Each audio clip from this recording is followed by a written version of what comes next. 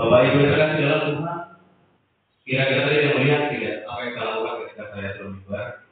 Mungkin yang bagian depan melihat, mungkin bagian luar tidak melihat juga, tapi saya akan mengatakan, saya tadi ketika turun mimbar, saya mengambil kain tisu, dan saya juga mau mengakui bahwa tisu ini adalah tisu saya sendiri yang jatuh.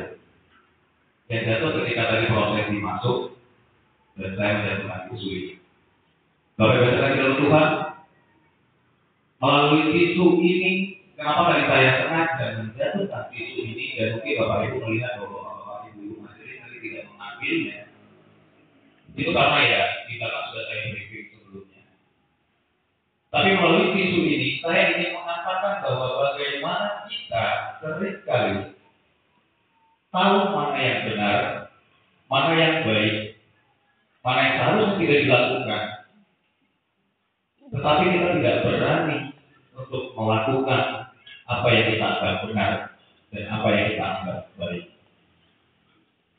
Tisu ini tadi menggambarkan bagaimana ketika saya menjatuhkan tisu ini tadi, atau ketika selama pertengahan berjalannya ibadah tadi, saya yakin ada beberapa orang mungkin yang melihat tisu ini di sana. Atau ketika saya menjatuhkan tisu, selain Bapak Ibu majelis yang sudah dibimbing, tapi jemaat-jemaat yang duduk, atau mungkin juga dari kantoria atau organik atau siapapun itu, tadi mungkin melihat bagaimana tisu itu jatuh dan tisu itu ada di depan itu selama pertengahan ibadah.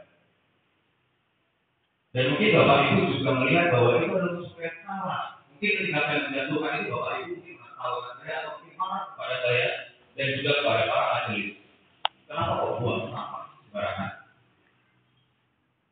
Tetapi apakah ibadah ini kan tidak ada melihat satu orang pun yang tergerak hatinya untuk mengambil tisu itu, walaupun tahu tisu itu adalah sampah di sana dan membiarkannya tetap di sana. Bapak Ibu yang terkasih dalam Tuhan, teks bacaan kita kali ini ingin menyinggung hal yang sama dengan apa yang ingin saya ilustrasikan tadi melalui tisu ini. Dalam kehidupan kita sudah tahu mana yang baik, seperti yang saya katakan tadi, tapi kita takut untuk mengeksekusi atau untuk melakukan kebaikan atau kebenaran itu. Kenapa kita takut? Kita bertanya ke dalam diri kita masing-masing, apa yang menyebabkan kita takut atau menyebabkan kita tidak berani. Bapak Ibu yang terkasih dalam Tuhan, teks bacaan kita pada hari ini lalu dari kitab Amsal. Kitab Amsal seperti yang kita ketahui merupakan kitab atau kitab yang ditulis berdasarkan hikmat atau berdasarkan puisi-puisi yang ditulis oleh Salomo dan teman-temannya. Kita juga sangat mengetahui bahwa Salomo adalah raja yang memiliki hikmat yang paling besar. Baik teman-teman, jika kita melihat kembali kisah Amsal ini, kita mau periksa kembali kitab Amsal ini dari 31 pasal yang ada dalam kitab Amsal. Saya melihat ada kurang lebih 20 pasal, itu memberitakan atau menceritakan tentang hikmat itu sendiri. Nah, yang menjadi pertanyaan, apa hikmat itu? Kenapa sampai sebegitu pentingnya sebagian besar kitab Amsal itu menceritakan tentang hikmat? Bapak Ibu yang terkasih Tuhan, sebelum saya menceritakan ini, saya sudah coba mensurvei dari beberapa orang yang pernah saya tanyakan, apa pandangan atau apa yang Anda pahami tentang hikmat? Ketika saya bertanya, banyak orang yang sebagian besar mengatakan bahwa hikmat itu adalah pengetahuan tentang yang mana yang baik dan mana yang buruk. Apakah Bapak Ibu di sini setuju? Saya setuju dengan hal tersebut. Tetapi menurut saya secara pribadi berdasarkan teks bacaan kita ini, saya ingin menambahkan sedikit tentang pemahaman atau refleksi kita tentang hikmat berdasarkan kitab atau berdasarkan Alkitab yang kita bawa atau kita pahami sehari-hari. Hikmat menurut saya adalah pengetahuan praktis. Pengetahuan praktis ini berarti hikmat itu itu bukan cuma sekedar wacana, atau hikmat itu bukan cuma sekedar pengetahuan tentang yang baik dan yang tidak baik. Tetapi hikmat itu lebih daripada itu, yaitu saya mengatakan di situ ada pengetahuan praktis yang maksudnya adalah dengan pengetahuan yang telah kita miliki itu kita berani untuk melakukan apa yang kita anggap baik dan benar. Itulah hikmat. Bapak Ibu, saya di sini sangat meyakini bahwa semua orang atau setiap manusia sudah pada dasarnya sudah memiliki pengetahuan, sudah memiliki pemahaman, sudah memiliki pola pikir untuk membedakan yang mana yang baik dan mana yang tidak baik dalam kehidupan sehari-hari. Namun yang menjadi permasalahan adalah banyak juga sebagian besar dari kita, termasuk saya, itu juga takut untuk melakukan kebenaran itu atau takut untuk melakukan kebaikan itu karena banyak hal.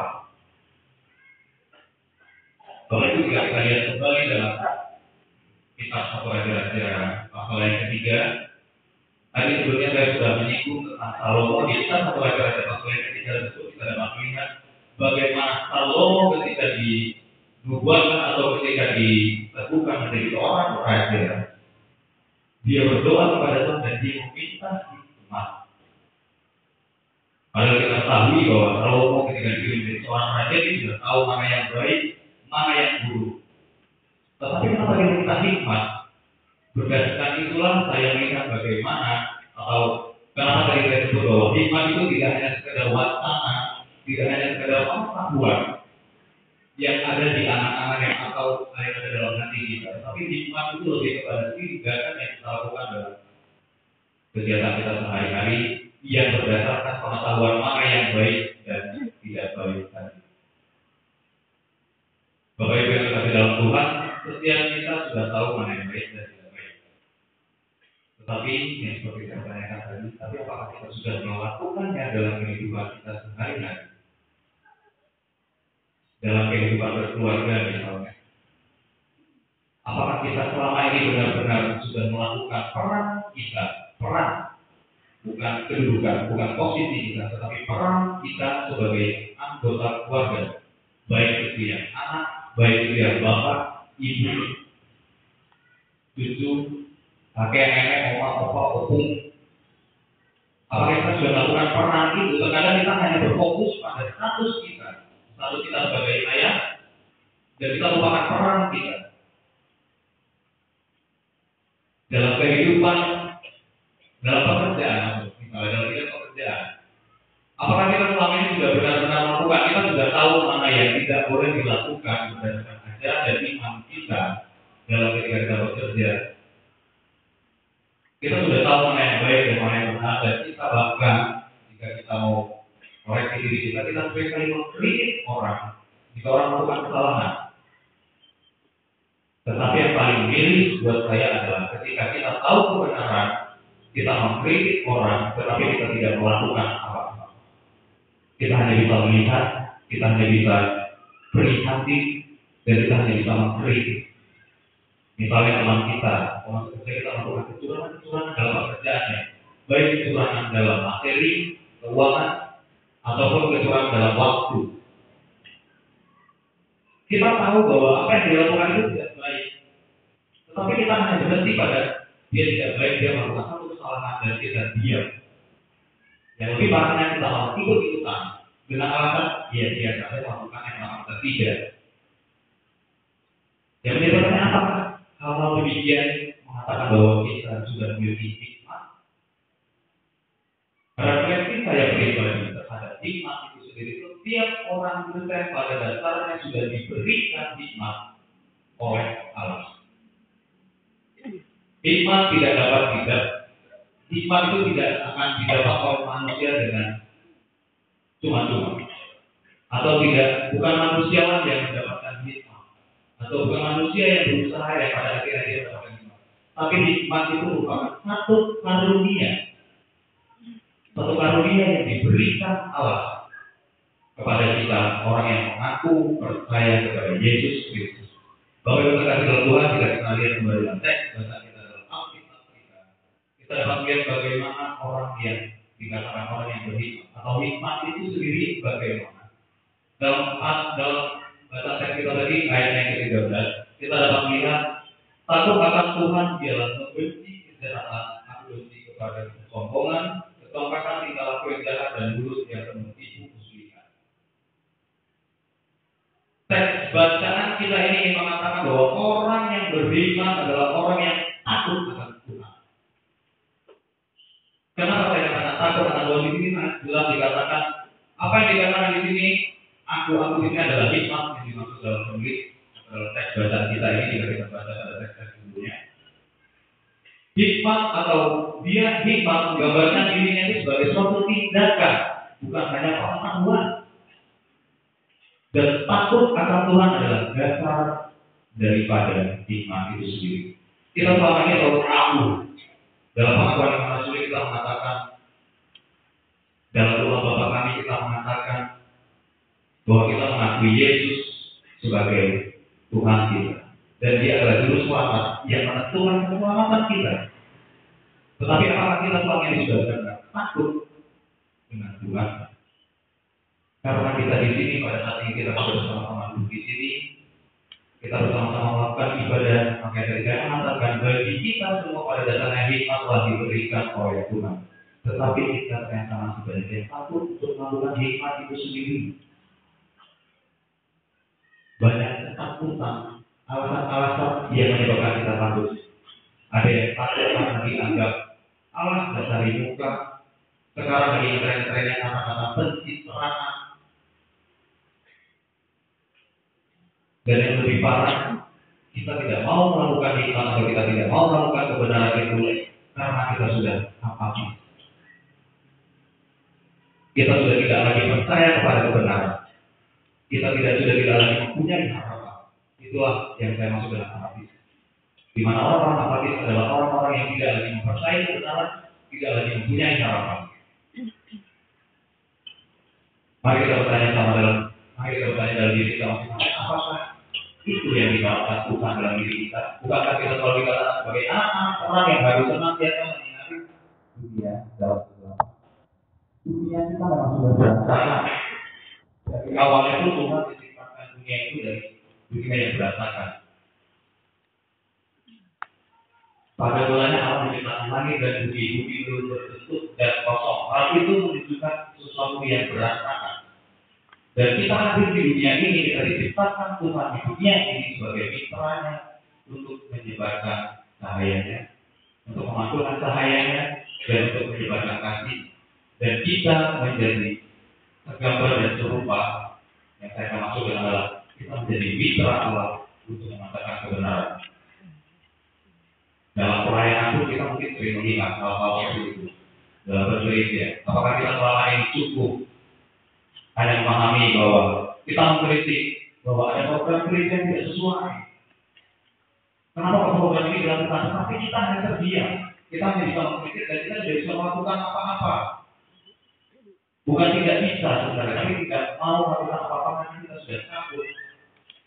Takut untuk menunjukkan kebenaran, takut dihakikan oleh orang.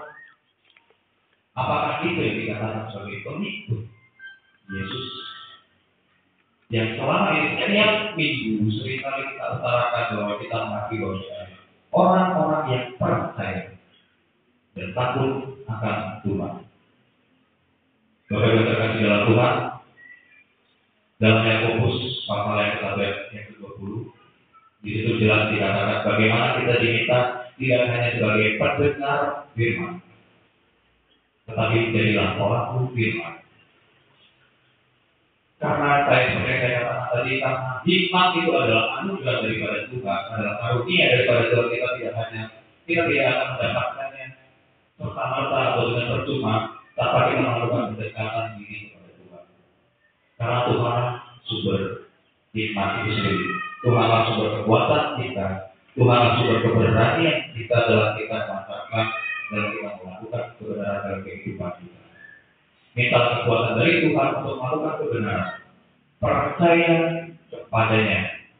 Percaya dan yakini Tuhan. Dan jangan lagi takut untuk melakukan kebenaran. mulai mendengar kebenaran-kebenaran kecil yang ada di sekitar kita. Maka ketika kita melakukan itu, kita akan mempermuliakan Tuhan, bukan mempermalukan Tuhan. Terpujilah Kristus. Amin.